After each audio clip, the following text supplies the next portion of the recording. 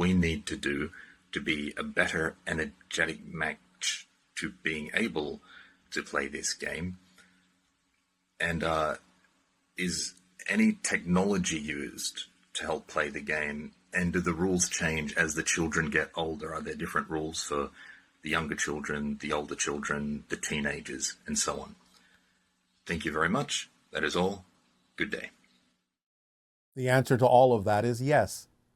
The idea, of course, again, as following the formula refines your senses to make you more sensitive to certain kinds of energies, thus making it easier for you to find the idea of the nexus of any vortex or portal. But yes, as you change, as you mature, as you develop, and including the hybrid children, the so-called rules of the game will also change because they develop more skills, more abilities, and can expand the idea of what the game is and what it contains.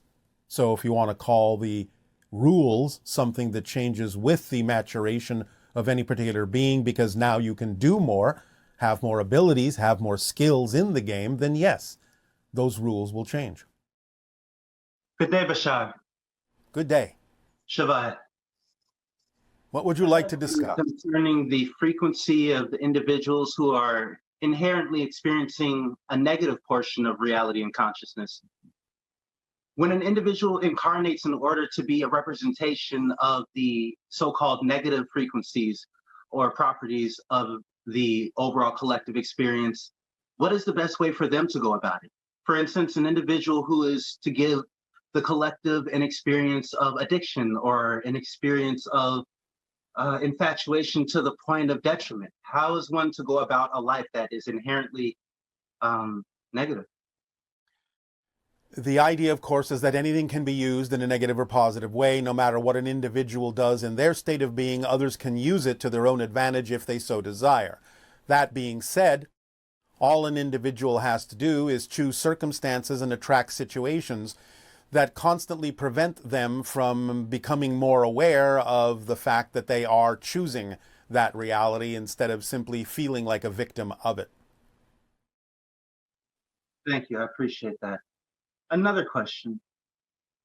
What psychedelic resonant with this planet would be closest to the Eshikani frequency?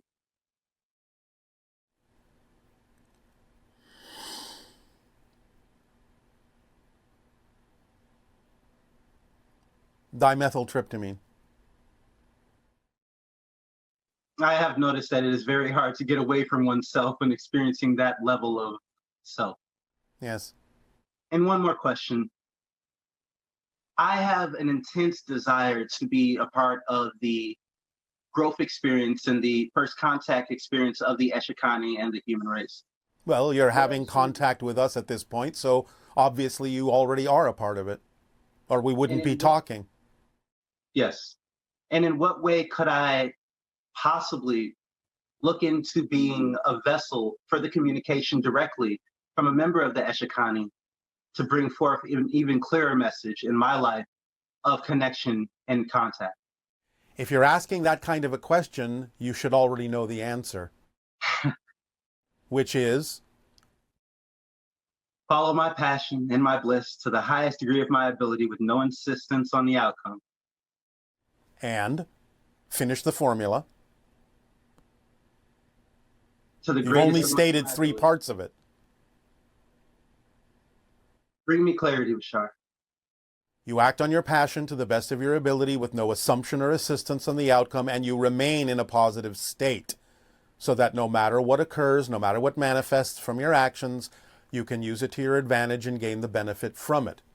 Simultaneously, investigating with honesty your belief systems and letting go of the ones that are out of alignment with who you prefer to be. Yes. I can honestly say there's nothing else to ask. I will get on that immediately. All right. We thank you. Good day. Bye. Aveo. Hi, Bashar. This is Pira from Detroit, and I have a question for you about fracking and the negative effects it has on the Earth currently and in the long run. Thank you. Ha'atu. anything in that sense that is invasive within the structure of the Earth may have long-term detrimental effects.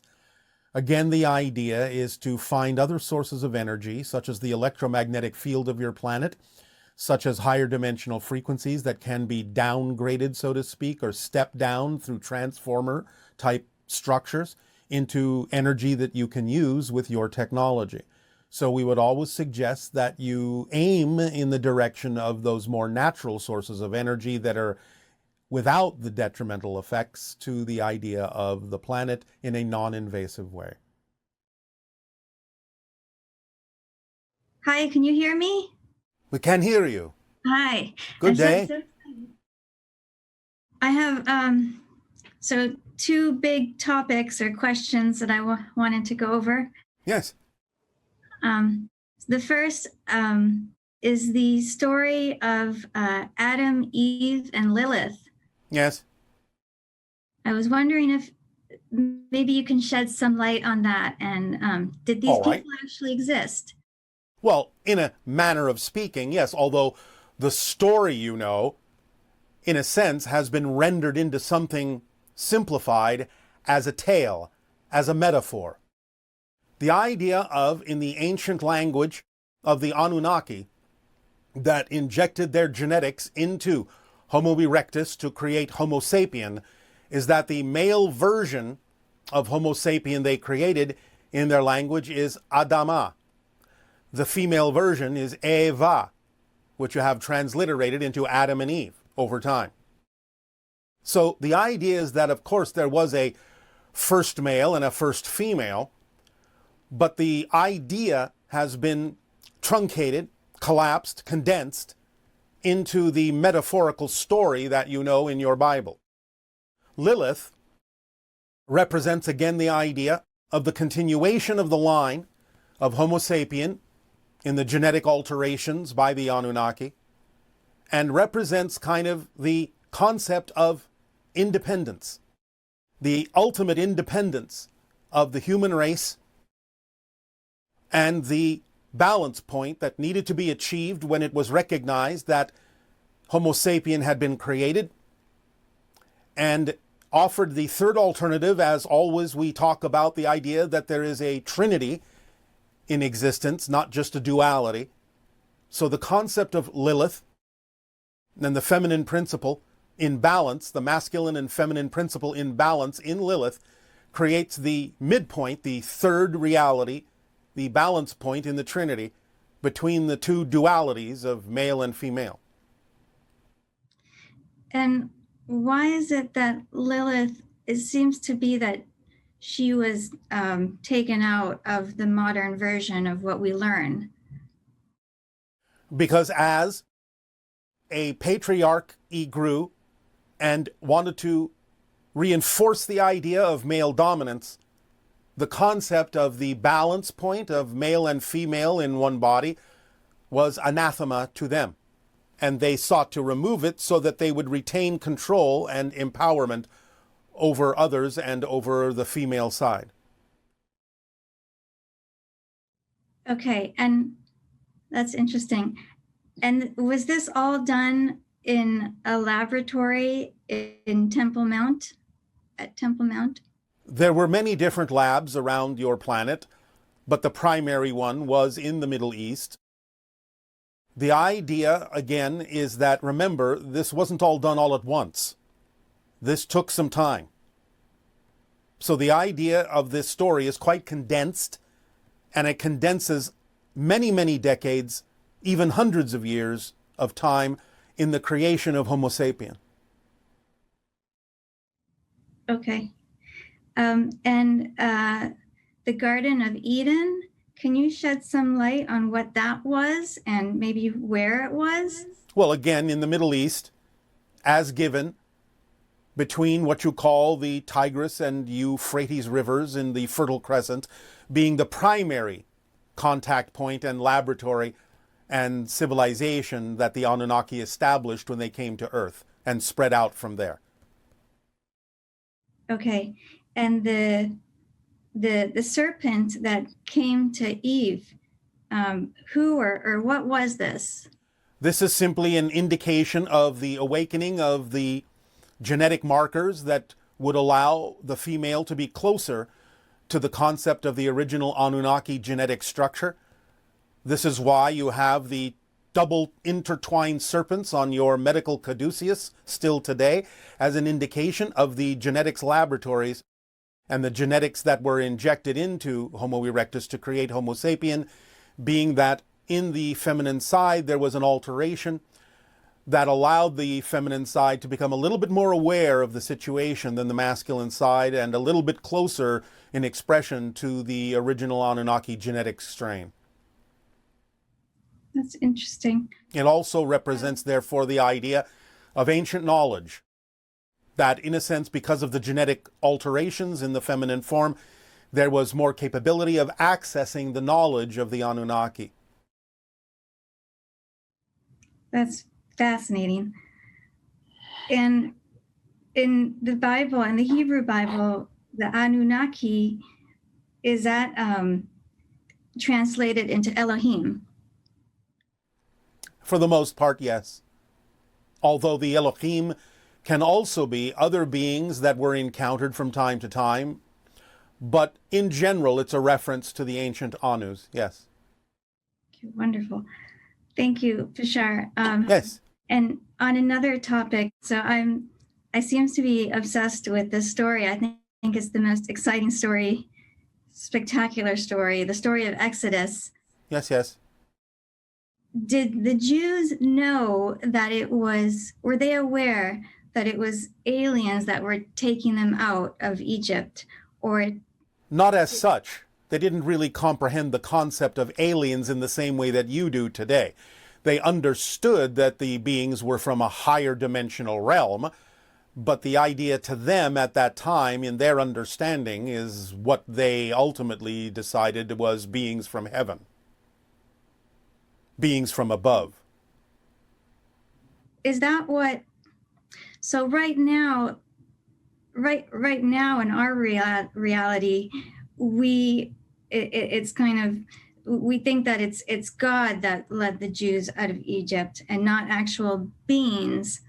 And was this what they wanted us to believe, or was it just a misunderstanding and it just kind of?